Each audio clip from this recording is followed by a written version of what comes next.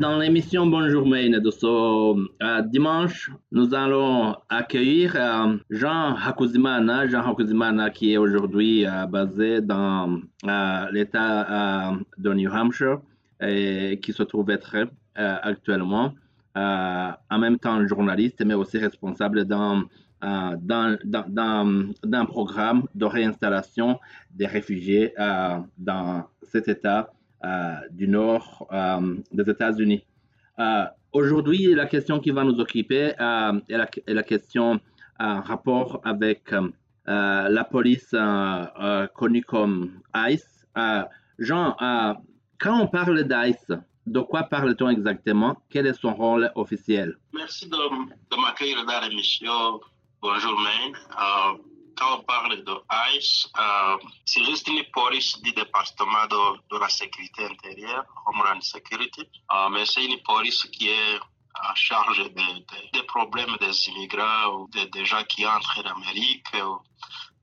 Donc, comment renforcer la politique de l'immigration s'il s'agit de gens ramenés dans leur pays d'origine ou bien rechercher les criminels sur l'étendue territoriale. Donc, c'est ça juste la grande occupation de ICE en Amérique. On a beaucoup parlé récemment d'une augmentation des opérations d'ICE, au Maine surtout, mais aussi on en a vu partout ailleurs récemment. Je pense que le cas qui a attiré beaucoup d'attention est celui de l'État du Minnesota. Qu'est-ce que tu observes concrètement sur le terrain? Il y a tant de choses, donc ça a été médiatisé avec toute une grandeur. Donc, ce qu'on observe, c'est que cette police-là qu'on a évoquée en haut, ils sont en train d'intensifier les opérations, notamment à Minnesota et puis en Maine, comme tu as dit. Mais pas seulement dans ces deux États, mais tu peux même voir en Illinois, Chicago, Los Angeles, Californie. Donc, dans les grandes villes ou bien dans les conglomérations où se trouvent beaucoup des immigrants, surtout les immigrants sans documents ou bien ceux qui ont entré par la frontière du Sud. Oregon aussi a été, l'Oregon a été aussi concerné par cette opération, je pense. Oui, Oregon aussi. Donc, c'est juste en majorité les États démocrates ou bien les États bleus, comme on les distingue. C'est là où on a vu l'intensification des grandes opérations de ICE parce que toujours ces États sont pro-immigrants.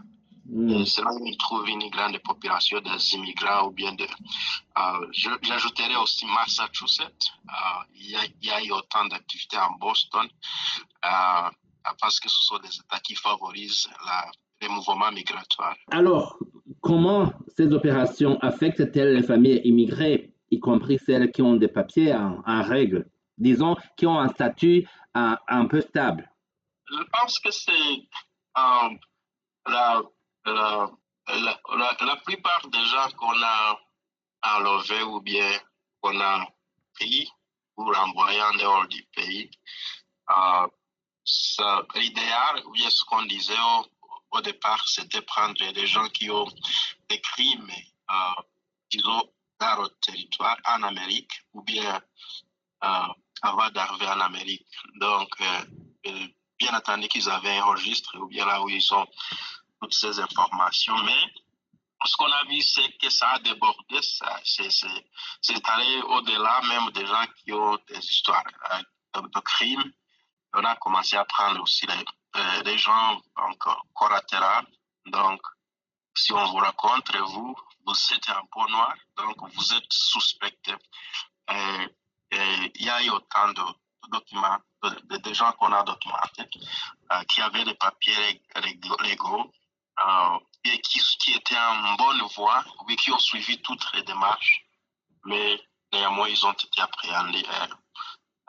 Donc, c'est comme ça que ça a débordé, ce qui est juste là une actualité en Amérique.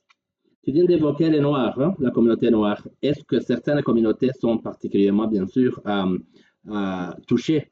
Oui, la communauté espagnole ou bien latino, ils sont très affectés parce que la plupart des gens qui entrent en Amérique en utilisant la frontière du Sud, ce sont les gens qui viennent de ces pays-là d'Amérique latine, notamment Venezuela, Honduras, Guatemala, donc Colombie, donc tous ces pays-là dans l'Amérique latine, ils envoient autant de gens, ou bien il y a beaucoup de gens qui entrent à travers la frontière du Sud.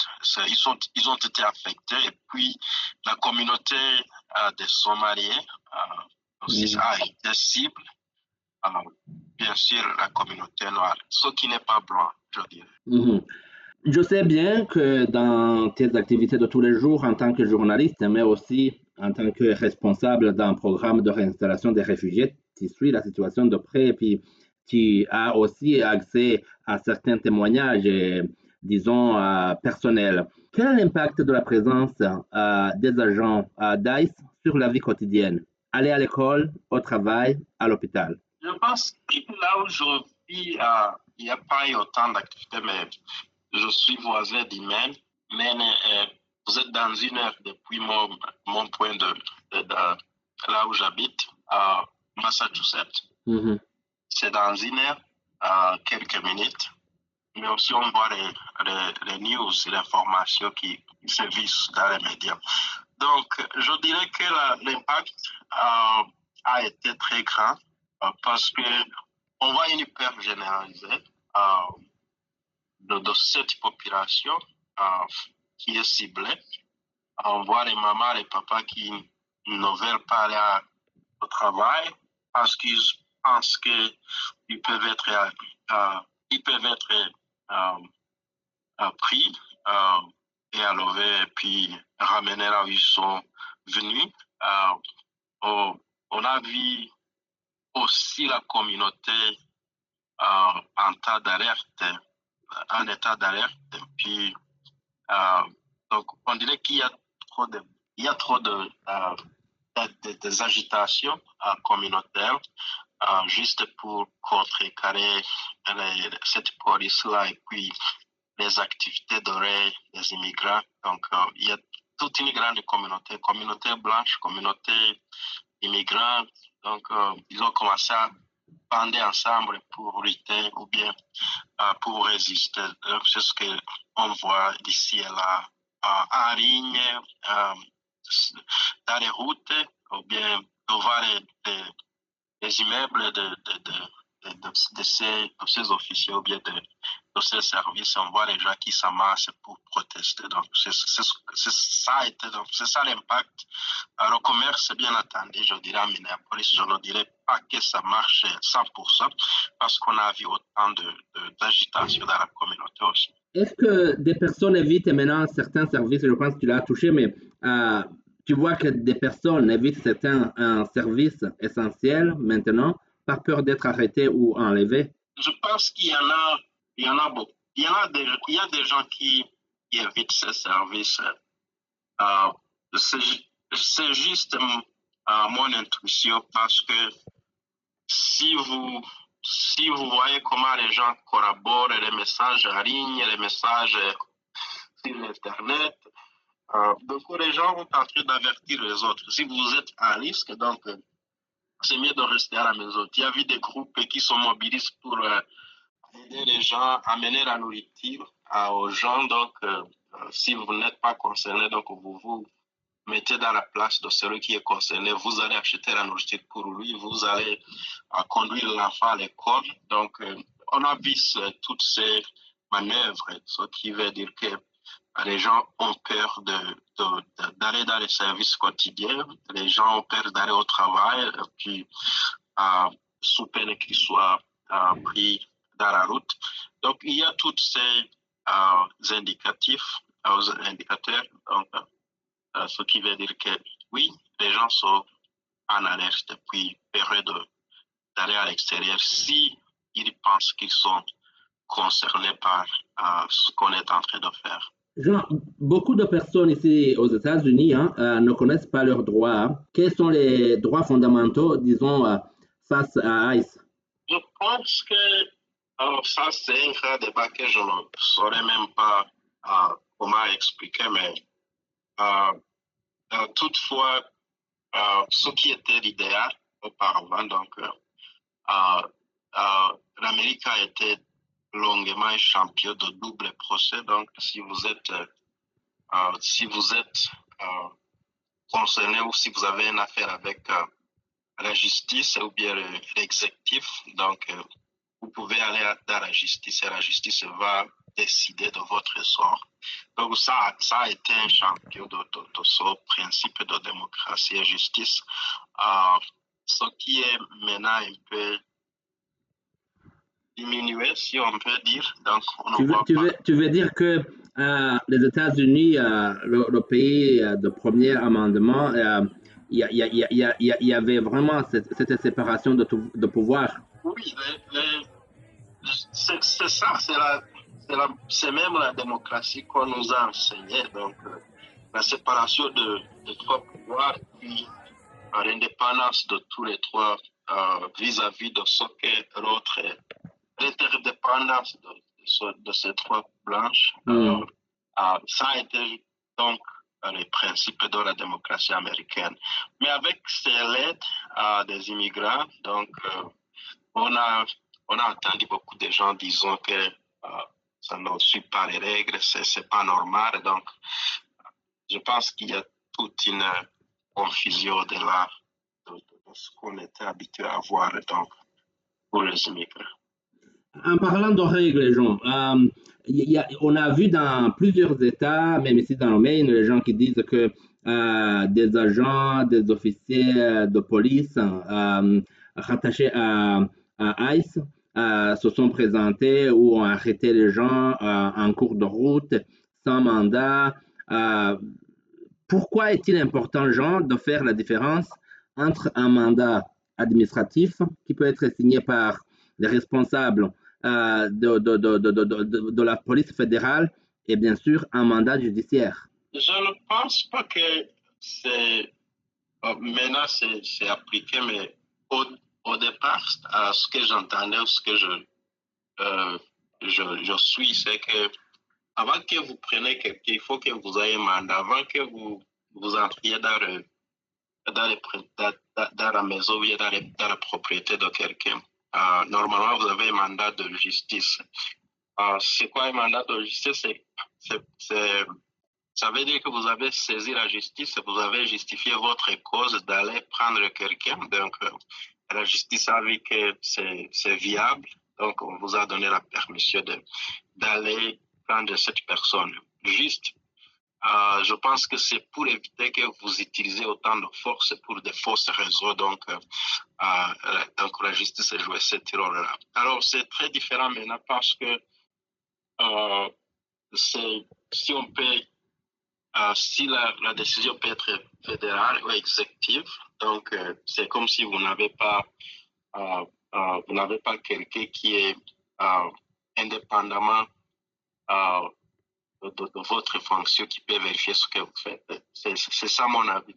Dans le Maine, il y a une loi qui va être votée. Elle a reçu beaucoup disons, de support, beaucoup de soutien, même de la part de la gouverneure Janet Mills, qui vise à bloquer l'accès aux agents de l'ICE, aux écoles, aux hôpitaux, aux bibliothèques.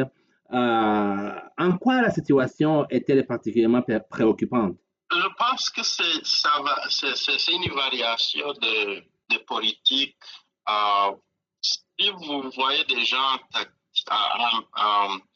qui sont habillés tactiquement comme si on est en combat, si vous voyez toute une vingtaine cagoulés à l'école ou bien à l'hôpital,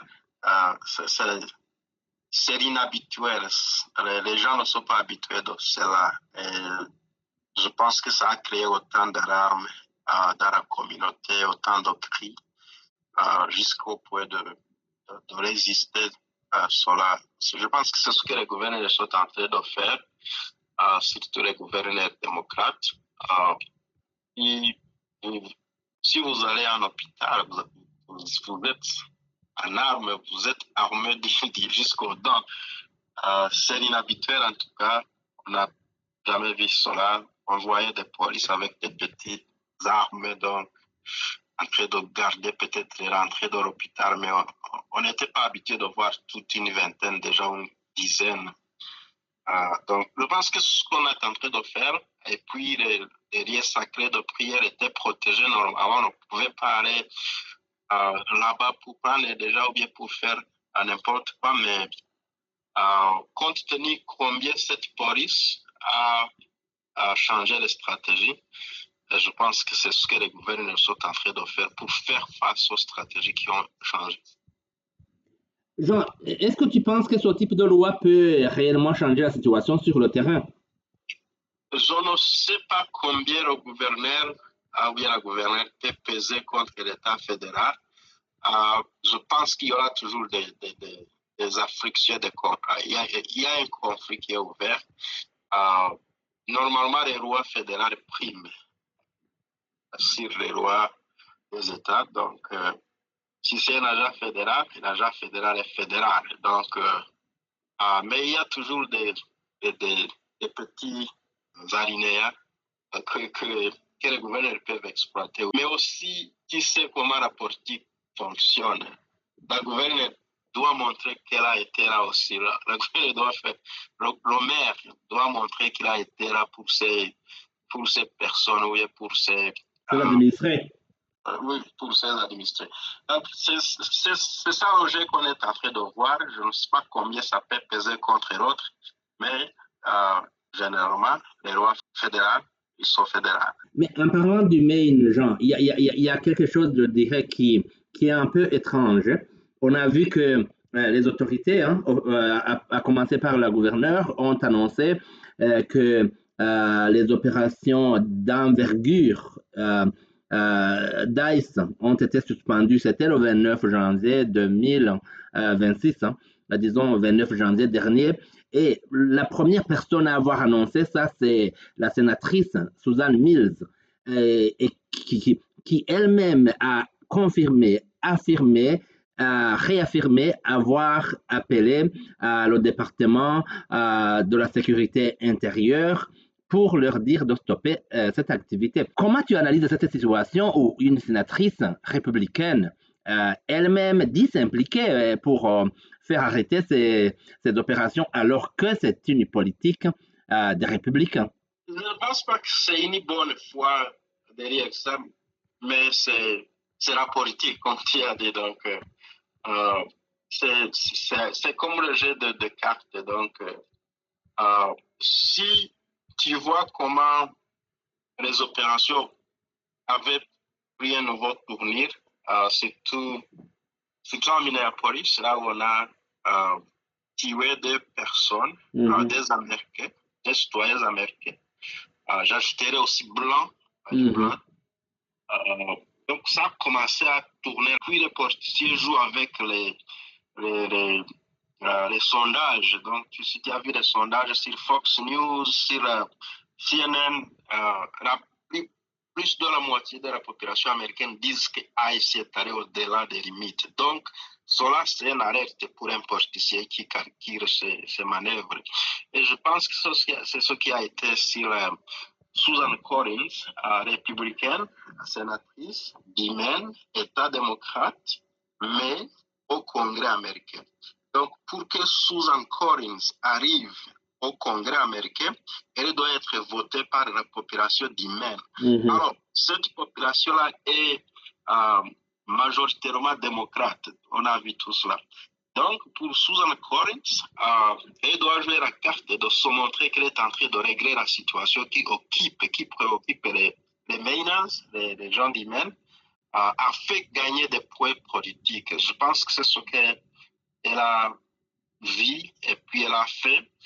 Mais aussi, elle a profité de la situation fédérale parce que le président des États-Unis, les autorités avaient commencé à alléger le ton. Donc, voyant cela, Susan aussi a rebondi et puis elle a pris l'atmosphère et puis elle s'est montrée comme si elle est vraiment d'arroger, d'aider les mères. Donc, c'est comme ça que j'analyse la situation, mais aussi, voyons voir, il y a la gouverneure qui est en train de commencer la campagne pour faire face à Susan Collins. Ça, c'est une opposition forte. Il faut que Susan Collins ose fortement pour continuer à avoir ce siège-là au Congrès américain, là où les élections sont prévues en novembre. Donc, il y a tout un état de facteurs que je peux attribuer à cette décision-là de Susan Collins.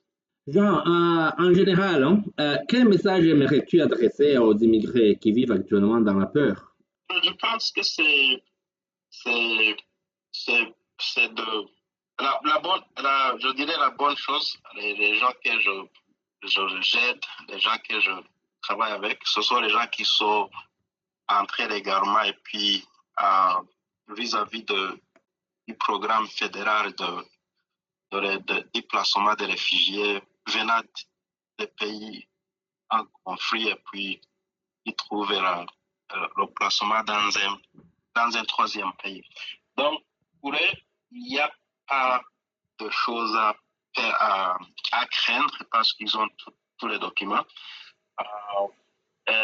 Mais toujours le séquelles de la guerre, le traumatisme, tout ce qu'ils ont vécu, le buzz, les news qu'on voit de jour en jour, ça joue aussi dans leur psycho et puis dans leurs émotions.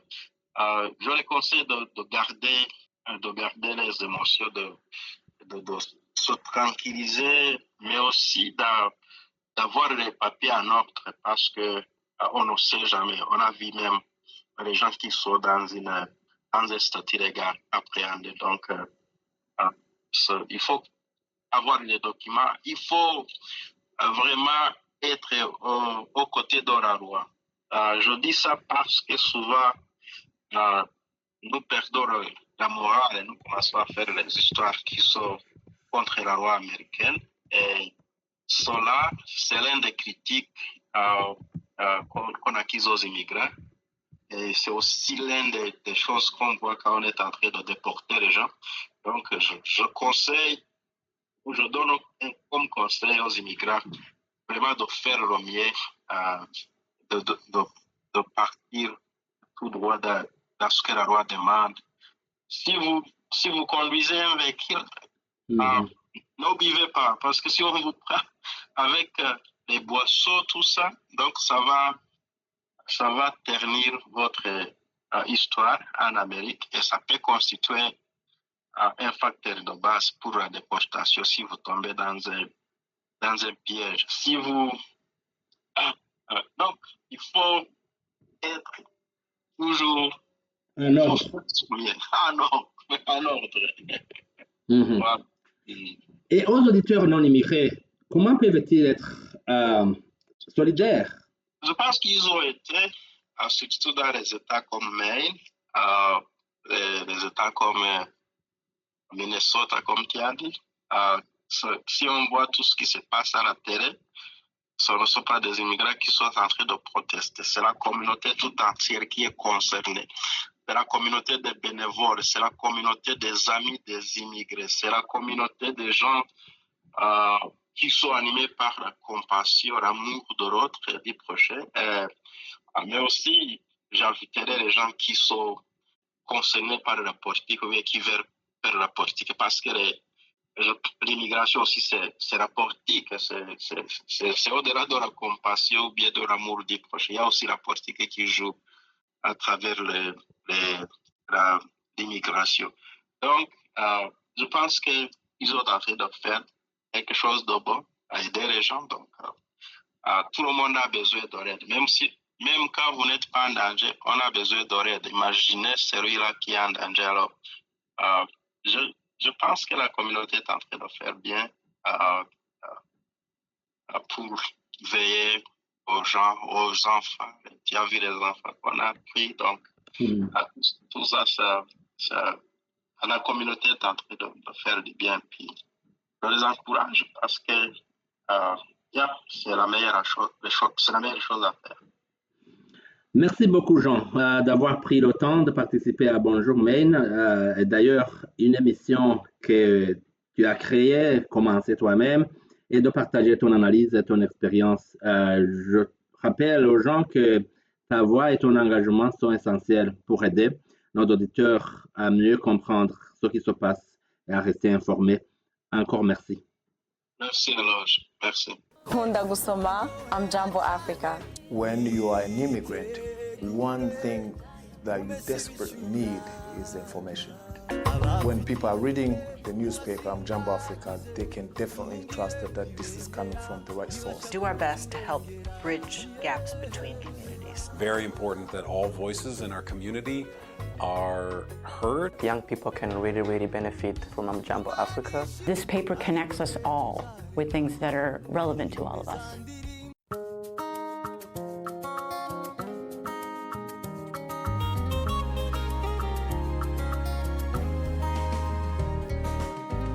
This newspaper made people visible because they can see themselves, through one of those, languages. Immigrant voices are not only vital to our future, they are part of our history. Is an opportunity we should embrace. But Amjambo Africa can just give us a sense of hope when we're reading what's going on back. As Portland and the state embraces more and more immigration, connecting between not only the immigrant community, but the locals. J'aime lire Amjambo Africa. Est-ce que vous lisez Amjambo Africa? Amjambo means word. It's in Swahili. DRC Congo, they use as a greeting, hello or good morning. I see Amjambo Africa as becoming a real force in the state. Vous continuez d'écouter l'émission Bonjour Maine après les 30 minutes sur les ondes de la radio WMPJ Goran Poland. Vous pouvez également suivre l'intégralité de cette interview sur Spotify, iHeartRadio, Amazon Music, Deezer et Apple Podcasts. Bonjour Maine, vous écoutez radio WMPG Goran Poland au 99.9 FM, Radio de l'Université du Sud du Maine. Avant de clôturer l'émission Bonjour Maine de ce dimanche 8 février 2026, suivons plutôt l'actualité avec notre confrère Pierre Claver Nyonguru. Bonjour et bienvenue à cette tranche de l'actualité brûlante qui a marqué cette semaine. Le Burundi a célébré ce 5 février 2026 le 35e anniversaire de la journée dédiée à la Charte de l'unité nationale. C'était sur le thème, je cite, « Ne relâchons pas au bien que nous avons acquis et l'unité nationale est le pilier du développement ». Fin de citation.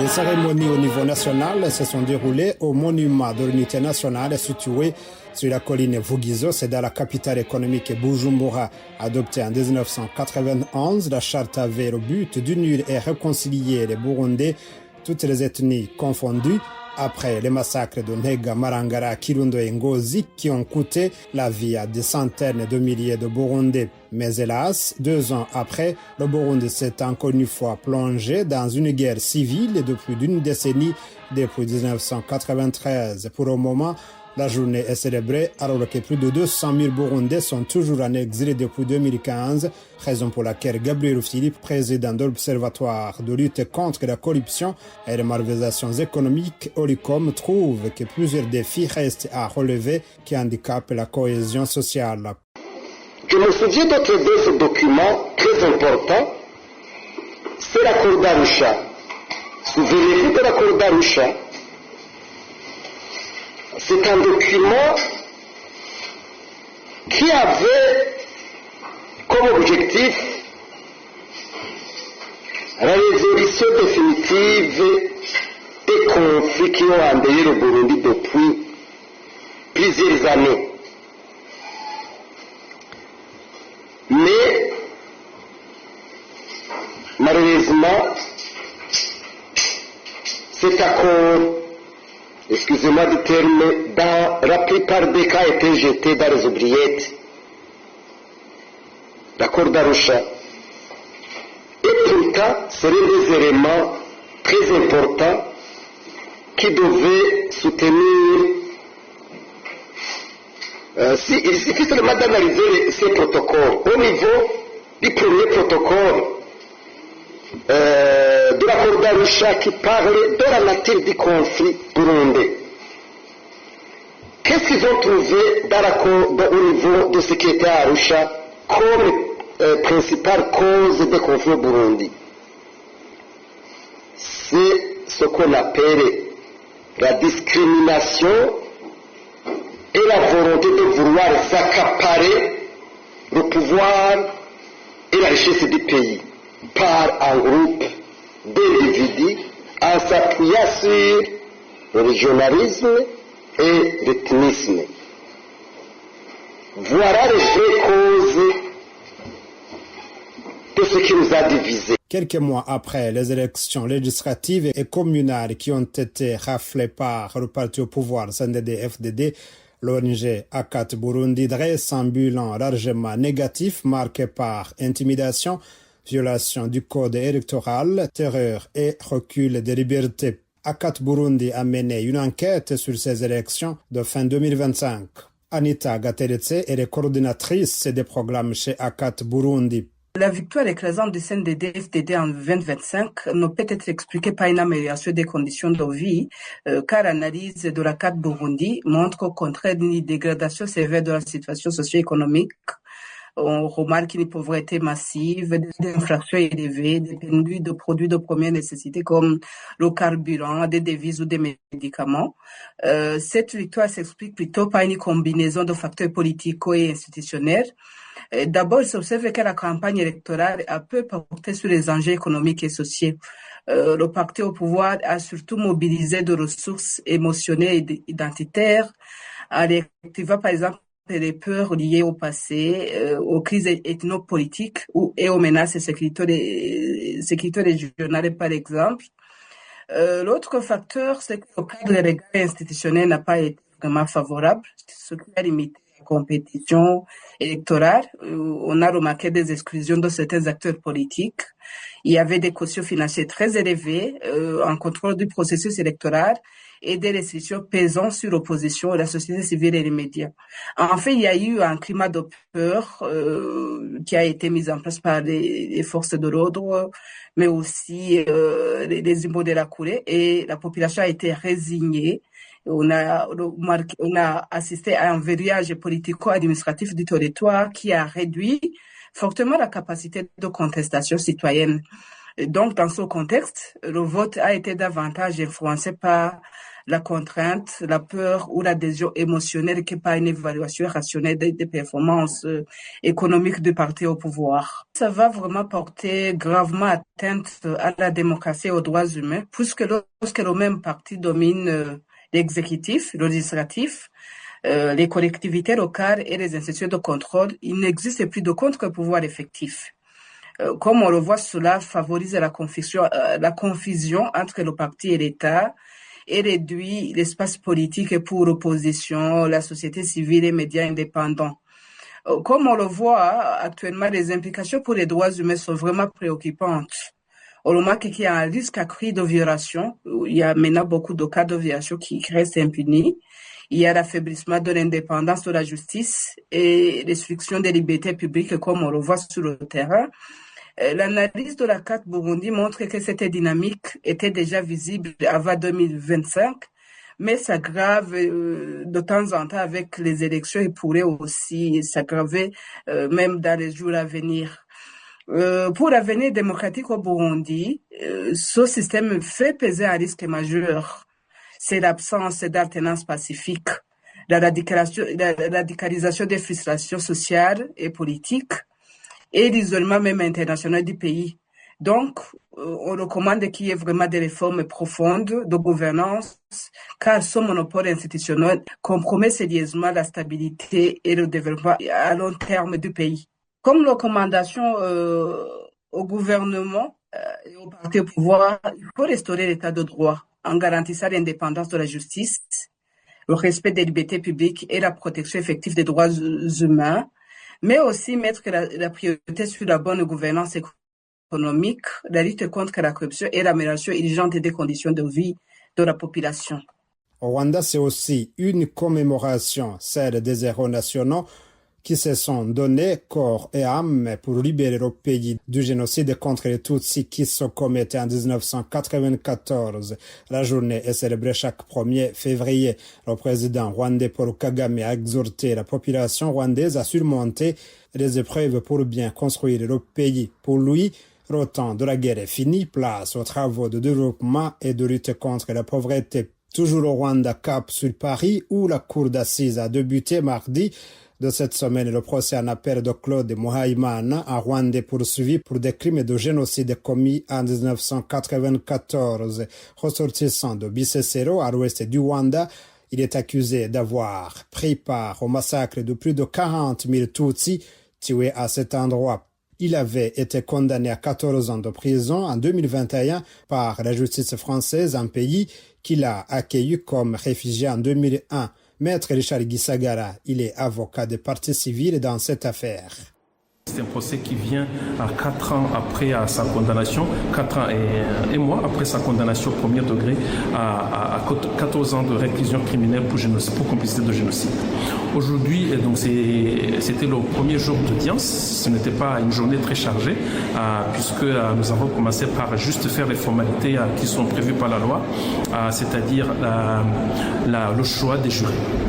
Les jurés donc ont été choisis par la Cour et avec la possibilité pour les avocats de la défense de récuser jusqu'à 5 personnes et la possibilité aussi pour le parquet de récuser aussi un certain nombre. Mais en tout état de cause, il faut que soit 9 jurés soient choisis en appel, plus 5 jurés suppléants. Et il y a eu le choix des jurés. Les 5 jurés ont été choisis et donc une fois que la Cour a été constituée, c'est les 9 jurés plus 3 magistrats professionnels.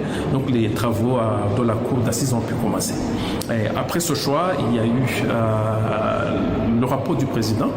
Le président doit faire son rapport, c'est-à-dire présenter le dossier aux jurés, puisque les jurés, c'est la première fois qu'ils entrent dans ce dossier. Ils ne savent pas ce qui s'est passé avant, ils ne savent pas pour certains ce qu'est une cour d'assises, ils ne connaissent pas la procédure qui a été suivie jusqu'à ce jour.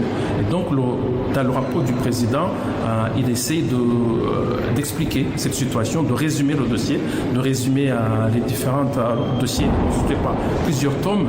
Et le président va donc résumer le dossier pour les jurés, pour qu'ils comprennent de quoi on parle. Et il va aussi expliquer pourquoi cette personne est jugée en France et non pas au Rwanda, et brièvement ce qui s'est passé au Rwanda. Mais c'est comme un aperçu du dossier, puisque les jurés n'ont pas accès au dossier papier. Dans l'après-midi, nous avons repris les débats avec cette fois l'enquête de personnalité qui a été faite par un professionnel donc qui a examiné Muhayimana, qui s'est entretenu avec lui et qui a expliqué la Cour, qui a fait rapport à la Cour sur ses constatations. Il n'y a pas eu quelque chose d'extraordinaire. Il l'a présenté comme un homme normal. En tout cas, il n'y a rien de spécial qui est ressorti de ce rapport.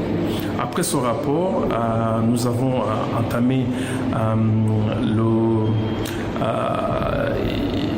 l'interrogatoire de personnalité de Claude Muhayimana. L'interrogatoire de personnalité consiste en fait à interroger la personne sur qui il est, sur son parcours jusqu'à aujourd'hui.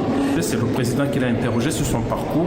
Il a notamment été mis en difficulté sur les conditions dans lesquelles il est entré en France, puisqu'il est entré en France avec des papiers d'emprunt, et il a essayé d'expliquer au tribunal une histoire qui, à mon sens, n'a pas été très convaincante.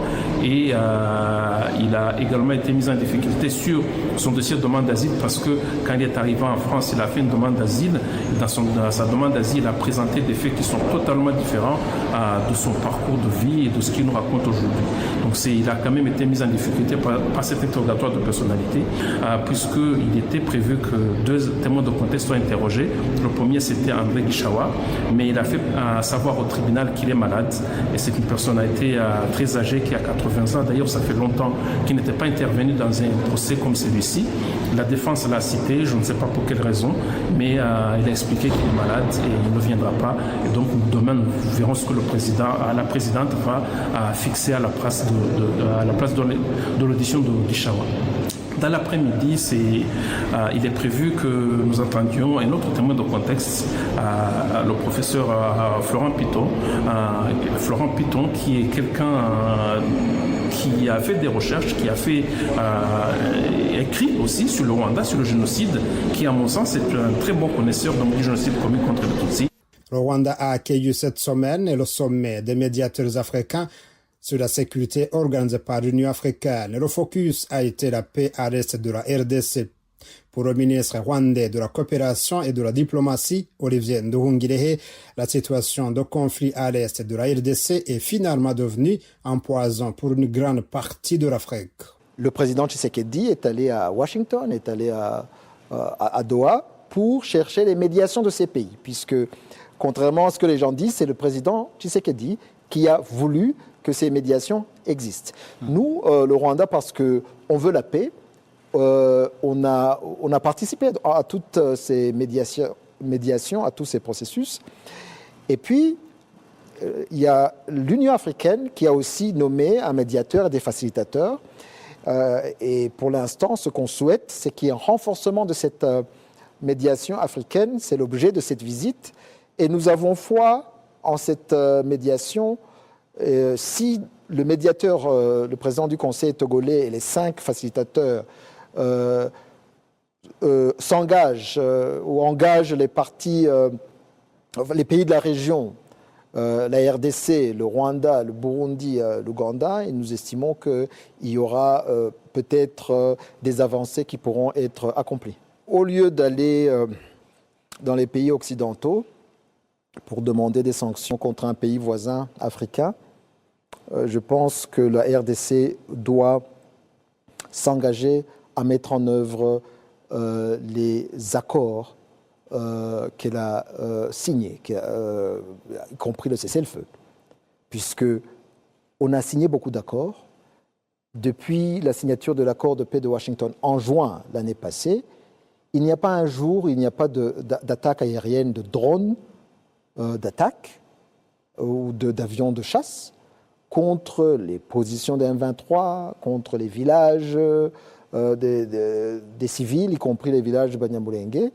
Et ça, c'est en violation du cessez-le-feu. Et donc, s'il y a un pays qui mériterait des sanctions, c'est plutôt la RDC. Mais nous disons à la RDC, au lieu de perdre du temps dans des capitales occidentales à demander des sanctions, il faut être sérieux et s'engager dans la voie du dialogue et de la mise en œuvre des décisions et des accords qui ont été approuvés. Et donc, nous disons, si vraiment des sanctions pouvaient régler les problèmes endémiques du Congo, le Rwanda signerait demain matin. Mais le problème, c'est qu'on sait que ça ne réglera pas les problèmes qui doivent être discutés et mis en œuvre d'une manière sérieuse pour s'attaquer aux causes profondes de ce conflit. L'AFC M23 est un mouvement congolais qui a des revendications politiques légitimes concernant la gouvernance de la RDC. Mais il est vrai que l'AFC M23 et le Rwanda ont un intérêt commun. L'intérêt commun, c'est ce mouvement génocidaire FDLR qui s'attaque à la population, qui persécute des Congolais Tutsis. Et donc, il est normal que dans ce genre, dans ce cas de figure, il y ait une coordination sécuritaire entre le Rwanda et l'AFC M23, d'autant plus que ce mouvement contrôle toute la frontière entre la RDC et le Rwanda. Donc, c'est le sens de cette lettre que notre ambassadrice à Washington a écrite au président du sous-comité des affaires africaines du Congrès américain. Je le répète, nous disons, il y a le AFC M23 et le Rwanda, ce sont des entités séparées qui ont des revendications séparées. L'AFC M23 est un mouvement congolais qui a des revendications congolaises, des revendications politiques. Le Rwanda est un pays qui a aussi ses intérêts, d'abord les intérêts sécuritaires qui sont motivés par notre histoire, depuis le génocide perpétré contre les Tutsis, où l'on a eu sur notre territoire des attaques incessantes, des mouvements Abachengi, vous vous rappelez, qui ont pris plusieurs noms, le Ex-FAR, Alir, maintenant FDLR. Et donc, les FDLR ont, disons, la double casquette d'être un mouvement qui tue des Congolais, mais aussi un mouvement qui menace la sécurité du Rwanda. Et donc, il est normal qu'il y ait une coordination sécuritaire entre des mouvements et des entités qui ont un intérêt commun à ce que ce mouvement génocidaire soit éradiqué. Par ailleurs, ce jeudi, lors des discussions à l'ouverture du dialogue national qui réunit chaque année les leaders dans toutes les couches de la société rwandaise, le président Paul Kagame est revenu sur les sanctions qu'encourt son pays à cause d'un probable soutien de Kigali au mouvement M23. Why this accusation? First of all, it is not about minerals. That one is aside, for sure. It's not for any other thing. About the threats coming from Congo to do with our security. And those threats have materialized several times. You just don't want Les mesures défensives du Rwanda ne sont pas liées aux minéraux congolais, mais constituent une réponse aux menaces à la sécurité qui persistent depuis 1994. Et la quantité de menaces auxquelles nous sommes confrontés au quotidien, nous ferons ceci si vous ne faites pas cela, nous ferons cela si vous ne faites pas ceci. Parfois, on se sent étouffé. Mais au lieu d'être étouffé par tout cela, je préfère m'étouffer en défiant ces menaces et en vous disant d'aller en enfer. Vous ne pouvez pas me créer des problèmes et puis venir m'en rendre responsable et ensuite commencer à me menacer. La conversation finit par tourner autour des menaces au lieu de s'attaquer aux vrais problèmes, a indiqué Paul Kagame. not transfer their responsibilities to Rwanda. We're not responsible for Congo. The history and whatever it is, that one people can make their own judgment. But we cannot carry our own problems and carry Congo's problems. No. Parlant toujours de la guerre à l'est du Congo, le mouvement rebelle M23 qui contrôle une grande partie des provinces du Sud et Nord Kivu confirme avoir détruit des drones de guerre qui lançaient des bombes dans ces positions. À en croire le porte-parole de ce mouvement Kanyuka, les avions de guerre de l'armée congolaise ont été détruits à partir de l'aéroport de Kisangani. L'Alliance Fleuve Congo, mouvement du 23 mars, AFC M23, porte à la connaissance de l'opinion publique qu'elle a procédé entre le samedi 31 janvier et le dimanche 1er février à la destruction du centre de commandement des drones militaires installés à l'aéroport de Kisangani. Ce centre constituait le principal dispositif de planification, de coordination et d'exécution d'opérations meurtrières visant les populations civiles ainsi que les positions de l'AFC M23 dans les zones libérées, notamment à Masisi, Walikale, Rutshuru, Lubero, Kalehe, Mwenga et Minembwe. Cette action est intervenue après de multiples dénonciations répétées et documentées de massacres de civils perpétrés dans les zones libérées par le régime de Kinshasa. Malheureusement, ces alertes sont restées lettres mortes, accueillies dans une indifférence coupable et assourdissante. L'AFC M23 rappelle solennellement qu'elle ne restera jamais les bras croisés pendant que les civils innocents sont systématiquement pris pour cible. Elle met en garde le régime de Kinshasa, partout où il persistera dans la commission de ces crimes. L'AFC M23 employera à neutraliser ces menaces à leur source. L'AFC M23 rappelle le régime de Kinshasa à faire un choix clair, sans ambiguïté, entre la paix et la guerre. S'il opte pour la paix, il doit respecter strictement le cessez-le-feu. S'il choisit la guerre, Il devra en assumer l'entière responsabilité et toutes les conséquences qui en découleront. L'AFC M23 exige que le régime de Kinshasa cesse de chercher des responsables ailleurs. L'opération menée à Kisangani a été réalisée par les forces de l'Alliance Fleuve Congo AFC M23. Le régime de Kinshasa est pleinement conscient du matériel militaire qu'il a abandonné dans les aéroports de Goma et de Kavumu. Et il doit également comprendre que le recours aux drones et aux mercenaires n'est ni exclusif ni réservé à Kinshasa. L'AFC M23 lance un appel pressant à la communauté internationale afin qu'elle agisse sans délai pour faire cesser la barbarie du régime de Kinshasa, mettre fin à l'impunité des crimes contre les civils. Enfin, l'AFC M23 réaffirme son engagement indéfectible et sincère en faveur d'une résolution pacifique du conflit en cours. Fait à Goma le 3 février 2026.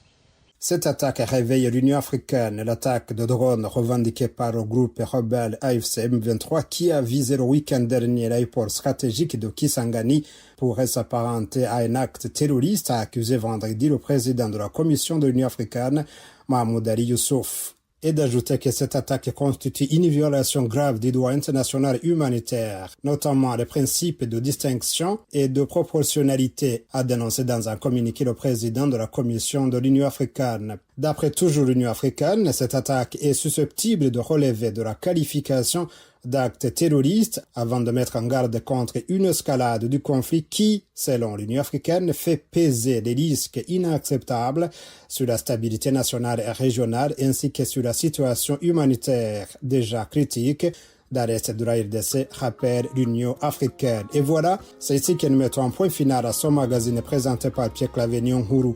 Merci de l'avoir suivi. À la prochaine. Jira mahirwe, jira mara